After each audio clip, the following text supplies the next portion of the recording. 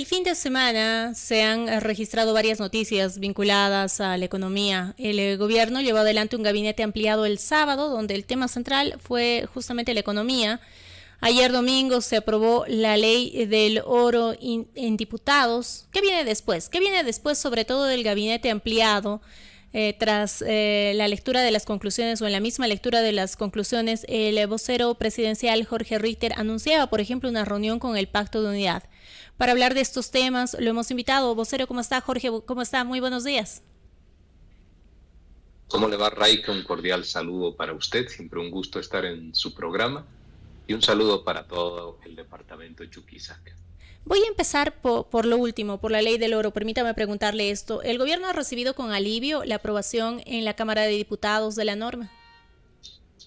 Bueno, la norma todavía debe seguir un proceso para su aprobación. Ahora, habiendo sido ya considerada en la Cámara de Diputados, se traslada a la Cámara de Senadores, tiene que seguir el mismo curso allí de aprobación en su estación en grande, en su estación en detalle, y a partir de eso, si no hay cambios y modificaciones, ya es remitida al Poder Ejecutivo. Es importante para el país poder sobrepasar este tiempo en el cual se enfrenta una iliquidez de divisas, como está ocurriendo en muchos países, también nos afecta a nosotros, por supuesto, y en esa perspectiva, esta es una solución de corto plazo para el tiempo inmediato, mientras se van implementando las soluciones ya que son estructurales y definitivas que vayan a modificar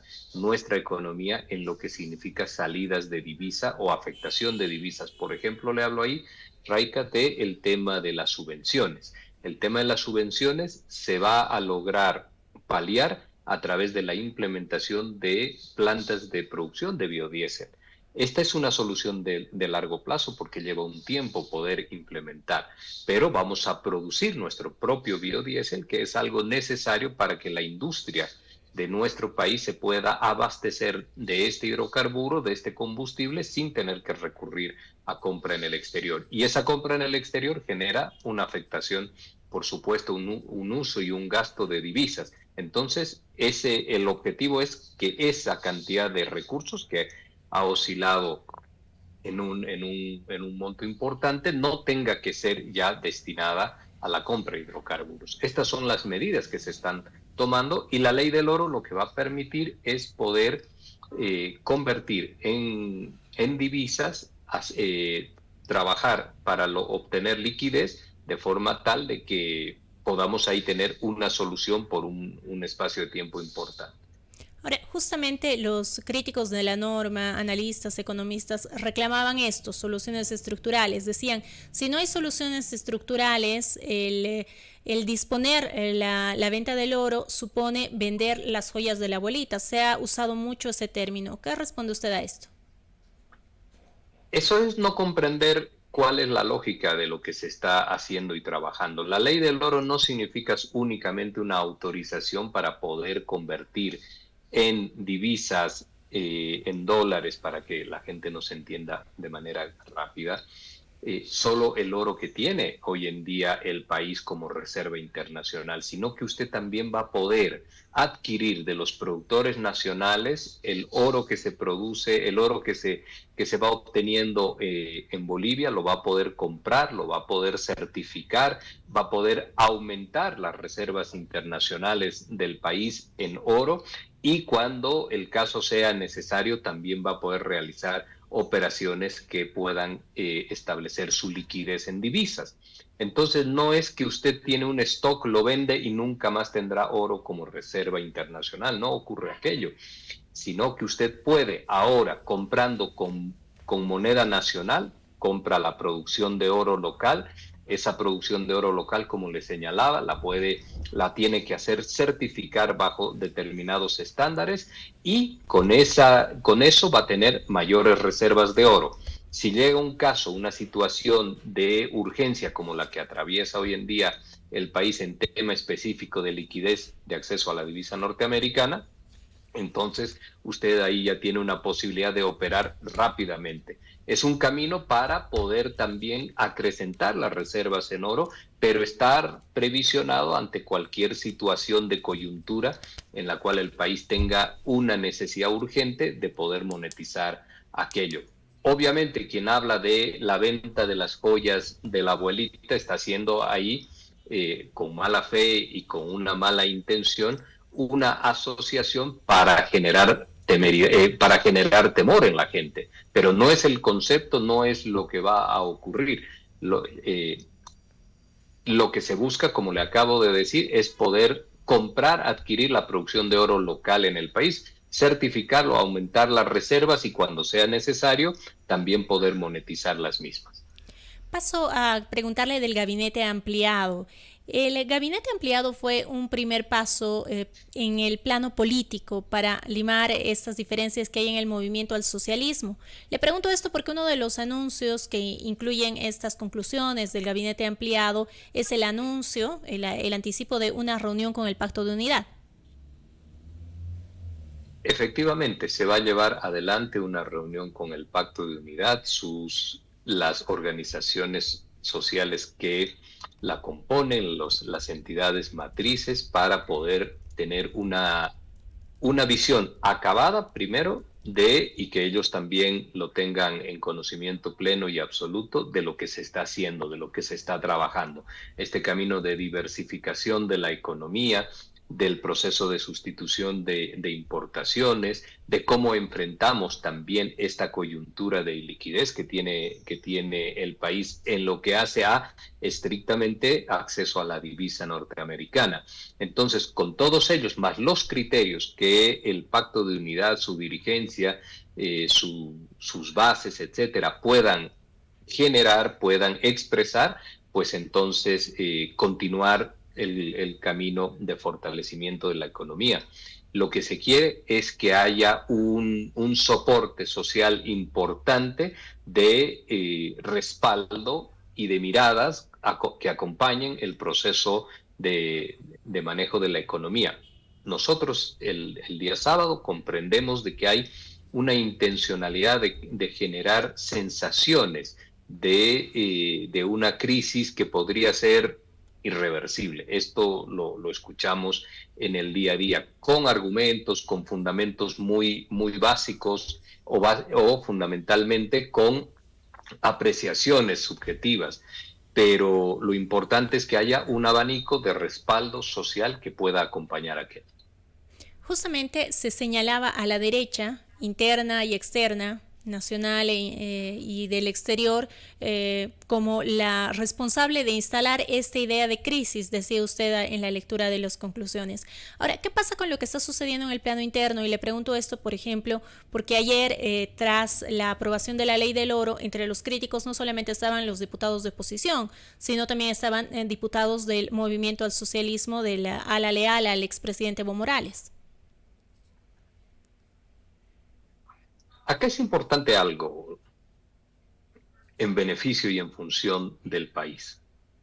La política siempre se puede realizar sobre aquellos espacios, o se realiza, mejor dicho, sobre aquellos espacios en los cuales se encuentra una vulnerabilidad de lo que podría ser el adversario o a quien una persona está antagónicamente está confrontando. Pero existen también momentos en los que las decisiones, sobre todo aquellas fundamentales que tienen una incidencia sobre el bienestar de la sociedad, sobre el colectivo de la población en su conjunto, tienen que ser priorizadas. ¿Y esto qué significa? Hoy en día, esta circunstancia que tiene el país respecto de la iliquidez en el acceso a la divisa norteamericana genera un bache económico para o un bache productivo para aquellos sectores que importan insumos para su producción.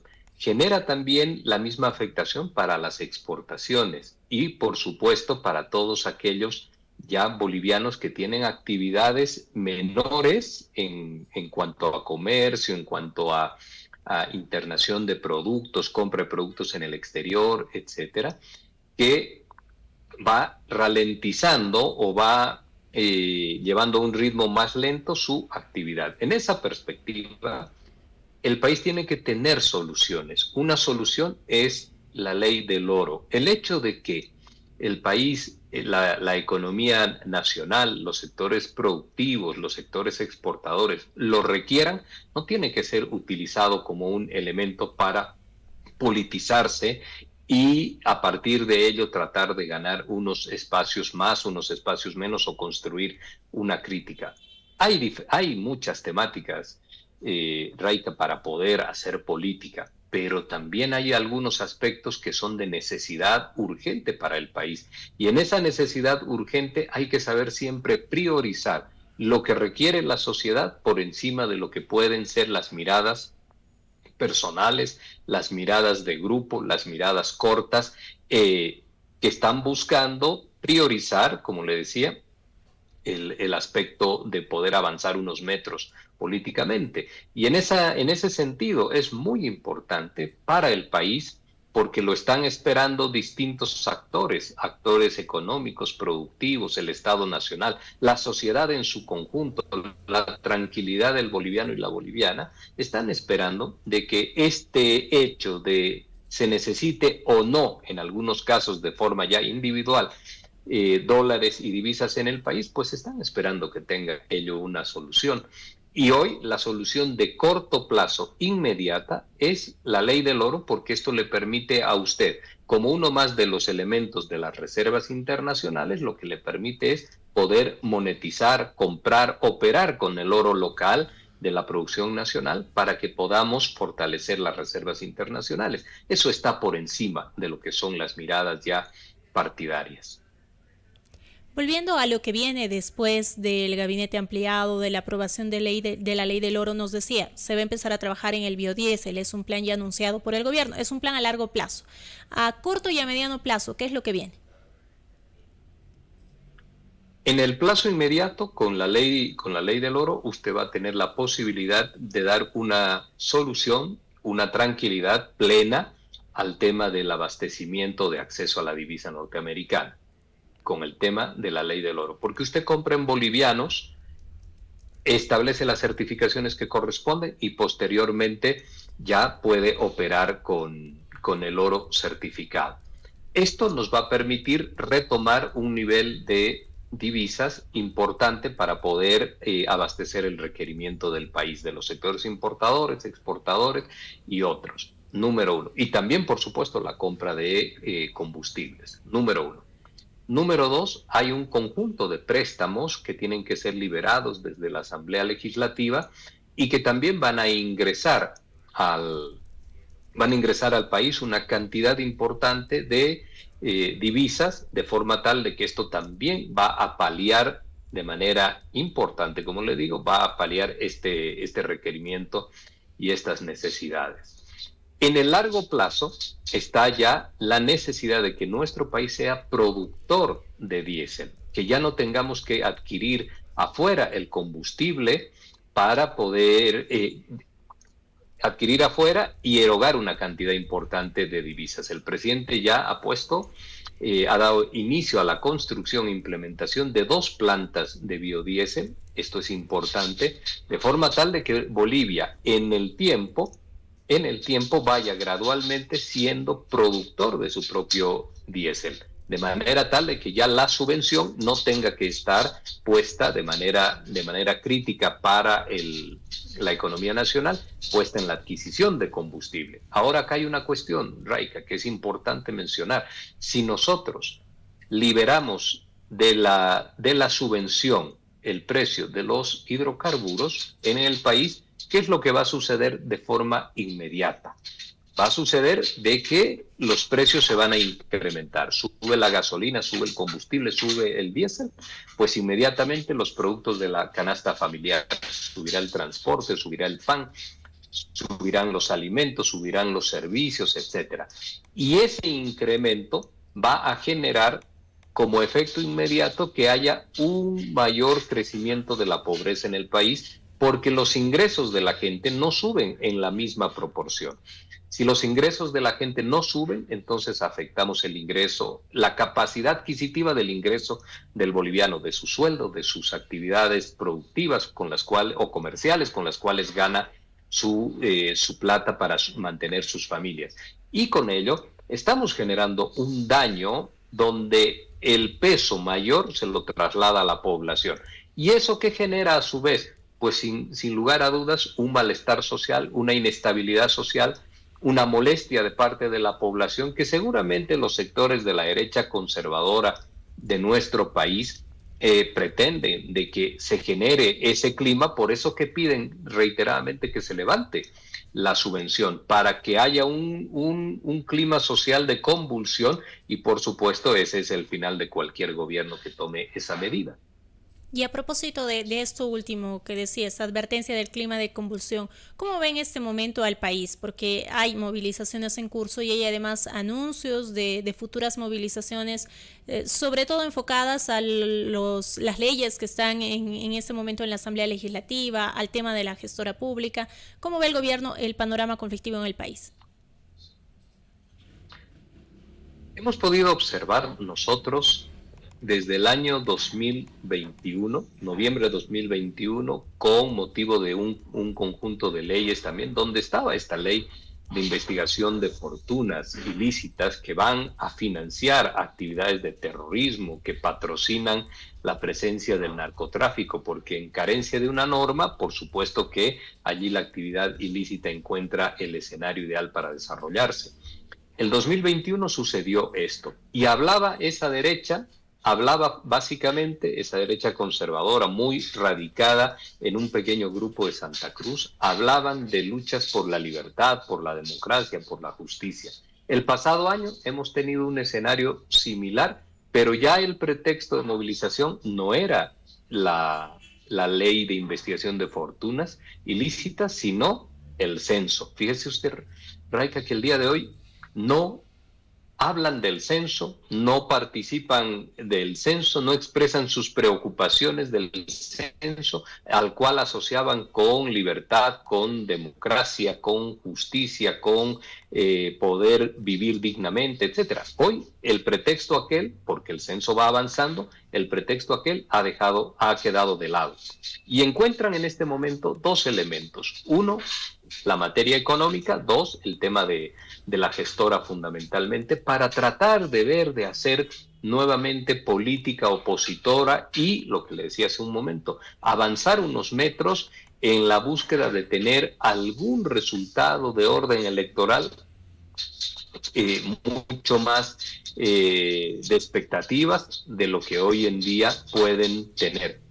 Pero, por supuesto, que estas acciones lo que hacen es postergar el país. Fíjese usted la paradoja en esto.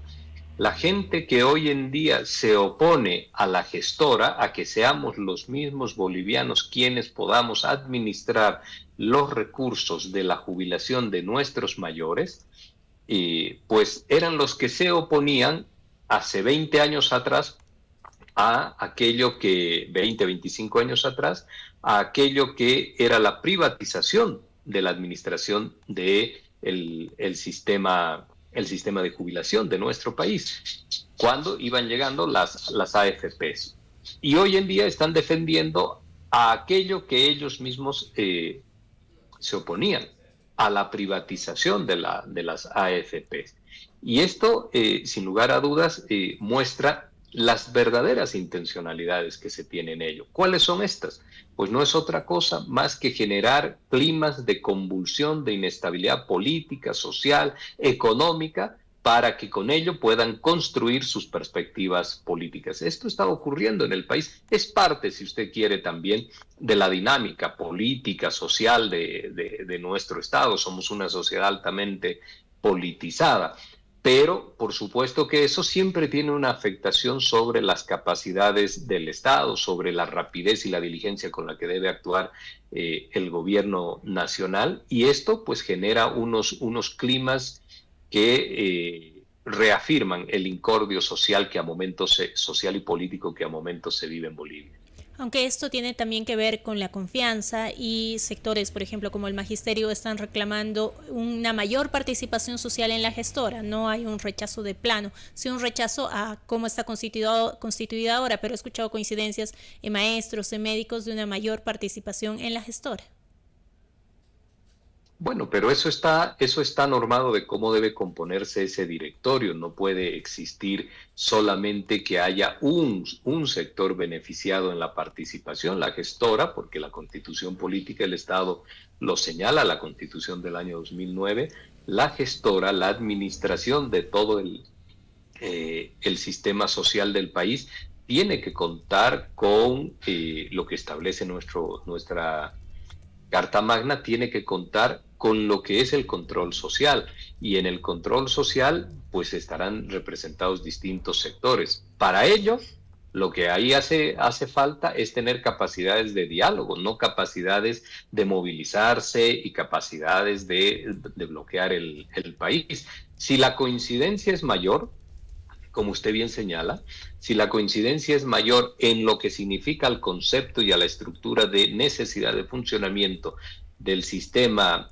de previsión social en el país a través de este mecanismo como es la gestora, pues ya la composición del directorio no puede convertirse en un elemento que quiera buscar paralizar el país. No todo tiene que servir para hacer política y mostrar que se tienen capacidades de liderazgo. Esas muestras pueden efectuarse a través de otros escenarios y otros mecanismos, pero el país siempre necesita tranquilidad, y esto es lo que se debe necesariamente trabajar. Jorge, le agradezco mucho por el tiempo con Correo del Sur, como siempre. No, el agradecido soy yo. Que tenga usted una buena semana, lo propio para toda la gente de Chuquisaca. Con nosotros el vocero presidencial Jorge Richter en una entrevista en Correo del Sur Radio, hablando temas diversos.